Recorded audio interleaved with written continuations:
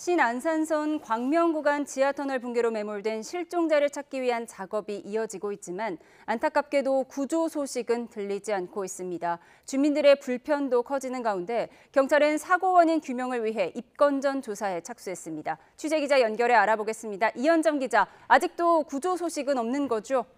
네, 사고 나흘째인 오늘도 수색 작업이 이어지고 있지만 남은 50대 작업자에 대한 구조 소식은 들리지 않고 있습니다.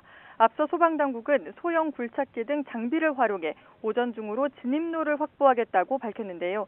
사고 현장에서는 구조물 추가 붕괴 등 2차 사고 우려로 수색이 난항을 겪고 있는 것으로 파악됐습니다.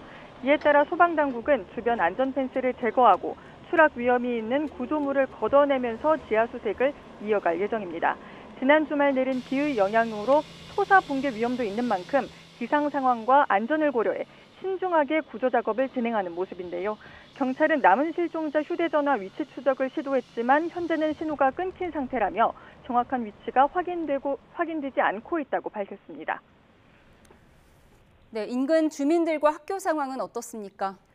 네, 인근 아파트 주민들은 대부분 주말 동안 복귀한 상태입니다. 하지만 사고 지점 바로 옆에 사는 일부 주민들은 2차 사고 우려로 퇴거 명령이 내려지면서 집을 떠나 불편한 생활을 이어가고 있는데요. 이야기 직접 들어보시겠습니다.